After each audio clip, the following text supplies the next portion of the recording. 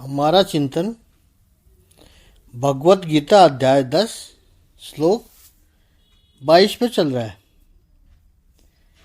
प्रभु ने कहा, वेदों में मैं सामवेद हूँ, सामवेद मेरी विभूति है। और उसके बाद तुरंत कहा, देवानाम अस्मि वासुव, यानी इंद्र। वासुव यानी इंद्र, ये मेरी विभूति है। इंद्र कब बनता है? कल भी हमने देखा था, जो 100 अश्वमेघ यज्ञ करे तब उसको इंद्र पद प्राप्त होता है। और अश्वमेघ यज्ञ की प्रथा ऐसी है कि अश्व को मुक्त करो, छोड़ो, वो सभी राज्यों में से निकलेगा। जो उस अश्व को अपने राज्य में से जाने देता है वो आपका आधिपत्य स्वीकार करता है और आपकी अथॉरिटी को वो स्वीकार कर लेता है। और जो उस अश्व को बांध के रखेगा, इसका अर्थ है हम तुम्हारी विचारधारा से तुम्हारे आधिपत्य को स्वीकार नहीं करते हैं, तब उसके साथ युद्ध करते हैं। वैचारिक स्तर पर कहें तो उसको अपने विचारों में लेकर आना। ऐसे सभी राजाओं के साथ होता है, अर्थात सारी पृथ्वी एक विचार की हो जाए। आपका जो प्रभावी विचार है, आपका जो अच्छा विचार है, to win everyone to your thinking process, तो बड़ा मुश्किल है। हम घर के 5 लोगों को एक मत नहीं रख सकते और पूरी पृथ्वी को एक विचार में करना, वो एक अश्वमेघ है। ऐसे 100 अश्वमेघ यज्ञ करो तब इंद्र पद प्राप्त होता है। इसलिए इंद्र का नियमन सभी देवताओं पर चलता है। ऐसा इंद्र भगवान कहते हैं मेरी विभूति है। इंद्रिया नाम मनश्चास्मि, और इंद्रियों में ये मन, वो मेरी विभूति है। भगवान कहते हैं कैसे, क्यों कहा? जैसा हमने पहले भी कहा कि मन इंद्रिया नहीं है, लेकिन इंद्रियों पर नियंत्रण मन का चलता है। क्योंकि मन के संकल्प और विकल्प से ही इंद्रिया गतिमान होती है, इंद्रिया प्रवर्तिमान होती है। When do the sense organs become active? मन जब कोई संकल्प करे, मन कहेगा मुझे ये देखना है, तभी हमारी चक्षु इंद्रिया प्रवर्तिमान होगी कि ये देखना है। मन इच्छा करेगा कि मुझे ये सुनना है, तभी हमारी श्रवण इंद्रिया एक्टिव होगी कि ये सुनना है। जब तक मन संकल्प नहीं करता, मन इच्छा नहीं करता, तब तक इंद्रियां एक्टिव नहीं होती है। पहली बात। दूसरी बात, इंद्रिया चाहे कुछ भी करे, मन यदि वहां न हो तो इंद्रिय का कोई अर्थ नहीं है। आप बाजार में से चले जा रहे हो, भीड़ में से, स्वाभाविक है कि आपकी आंखें तो खुली है, तो सामने जो भी है वो दृश्य आपके रेटिना पे बन रहा है, आपकी आंखों के पर्दे पर वो दृश्य तो बन रहा है। लेकिन आपके विचार कुछ अलग चल रहे हैं। और कई बार आपने देखा भी होगा कि सामने से होकर कोई व्यक्ति आकर कहता है, क्यों देखा नहीं मुझे, पहचाना नहीं मुझे? वो आपका जानकार है, वो आपके सामने से निकला, फिर भी आपकी आंखों ने नोटिस नहीं किया उसको। क्यों? क्योंकि आपका मन कहीं और था। तो आंख के देखने पर भी उस व्यक्ति को नहीं देखा, मन कहीं दूसरी जगह पर था। तो मन इंद्रियों का अधिपति है। मन के कहने से इंद्रियां चलती है। मन की उपस्थिति में ही इंद्रियां नोटिस करती है। इंद्रियों का केंद्र ये मन है। इसलिए भगवान कहते हैं कि यह इंद्रियां, यह मन मेरी विभूति है। अगली बात, इंद्रियां जो अनुभव लेकर आती है, उस अनुभव का भोग मन करता है। इंद्रिया अनुभव ले आए, लेकिन मन वहां पर यदि न हो तो आप उस अनुभव का आनंद नहीं ले पाओगे, भोग नहीं कर पाओगे। आप भोजन करते हो, सब्जी बड़ी स्वादिष्ट बनी, एक चम्मच आपने खाई, दूसरी चम्मच सब्जी की खाई, कहा वाह बहुत स्वादिष्ट है, मज़ा आ गया, आज की सब्जी तो बड़ी ही अच्छी बनी है। लेकिन अचानक कोई फ़ोन आता है और उस फोन में कोई कष्टदायक समाचार आपने सुने, आपके नज़दीक के मित्र का हार्ट अटैक आया है, आईसीयू में है। मित्र कहा भाई, मित्र का भाई बोलता तुम जल्दी आ जाओ, जल्दी पूछो। अब आप तो चाहोगे कि थाली से तुरंत उठकर निकल पड़े, लेकिन आपकी माता जी है, पत्नी है या बहन है, वो कहेगी नहीं नहीं आप ऐसे नहीं जा सकते, भोजन छोड़कर मत जाओ, अब शगुन होता है, पूरा करो भोजन को।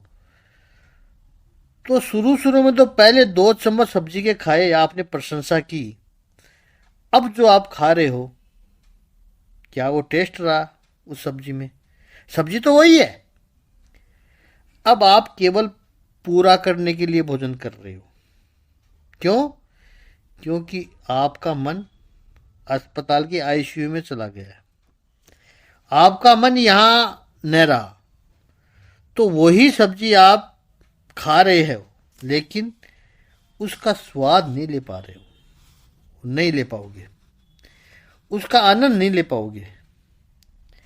जीविया पर रस तो वही आ रहा है जीभ पर, लेकिन उस रस का आप आनंद नहीं ले पाओगे। मन यदि हो तो ही इंद्रियों का अनुभव का आप भोग कर सकते हो, बिना मन के नहीं कर सकते। मन यदि बेहोश हो जाए तो सारी इंद्रियां ठप हो जाती है। इसलिए भगवान कहते हैं कि ये इंद्रियों में मन मेरी विभूति है। मन के साथ के बिना कोई भी इंद्रिया अपना पूर्ण एफिशिएंसी से कार्य नहीं कर सक पाएगी। बिना मन की इंद्रियां मैकेनिकल बन जाती है, यांत्रिक बन जाती है, यंत्र के समान हो जाती है। तो भगवान कहते हैं ये मन मेरी विभूति है। और 22वें श्लोक में चौथी विभूति बताई, भूतानाम अस्मि चेतना। प्राणियों में जो चेतना है वो मेरी विभूति है। प्राणी मात्र की जो चेतना शक्ति है, प्राण शक्ति, भगवान श्री कृष्ण कहते हैं वो ही मैं हूं। चेतना शक्ति किसे कहेंगे? एक छोटा सा दृष्टांत दे दें जिससे आपके मन में स्पष्ट हो जाएगी बात। आपको खाते पीते, घूमते, छोड़ते, भागते, दौड़ते व्यक्ति में तो चेतना दिखाई पड़ती है, वो तो कोई चर्चा का विषय ही नहीं है, बहुत स्पष्ट दिखाई पड़ती है। लेकिन सूक्ष्म रूप से चेतना क्या है वो समझना हो आपने, तो कोई मृत्युदेह है, मृतदेह वो देखा होगा आपने, डेड बॉडी। और हमने सोते हुए व्यक्ति को भी देखा है, साउंड स्लीप में जब व्यक्ति हो, अब उसकी तस्वीर निकालोगे तो तस्वीर समान आती है डेड बॉडी की और साउंड स्लीप में सोते हुए व्यक्ति की। फोटो में कोई फर्क नहीं पड़ता है, लेकिन रियलिटी में यदि आप देखो तो दोनों में जो अंतर है, मृतदेह निश्चेष्ट है, मृतदेह चेतना रहित है, और साउंड स्लीप में सोया हुआ व्यक्ति इनएक्टिव है, कोई प्रवृत्ति नहीं कर रहा है, फिर भी उसमें चेतना है। तो उन दोनों में जो अंतर है वो चेतना है। यदि आप समझ सको, यदि आप परसीव कर सको, तो सोते हुए व्यक्ति में मृतदेह की तुलना में जो विलक्षणता दिखती है उसे कहा चेतना। भगवान कहते हैं वो चेतना मैं हूं। श्रीमद् आदि गुरु शंकराचार्य जी ने अपने भाष्य में लिखा है, क्या है ये शरीर? कहा इन सभी भूतों में चेतना मैं हूं। भूत किसको कहेंगे? ये जो घोष्ट घोष्ट चलता है वो वाला भूत नहीं है। भूत जो अस्तित्व में आ चुका है, हम सब भूत है। शंकराचार्य जी कहते हैं कार्य करण संघात है। भूत और कुछ नहीं है, कार्य और करण। कार्य क्या है? शरीर। और उसके करण क्या है? करण है इंद्रिय, साधन। तो कार्य करण संघाते उसे कहते हैं भूत है। इसे एक दृष्टांत से समझे। गाड़ी है, कार।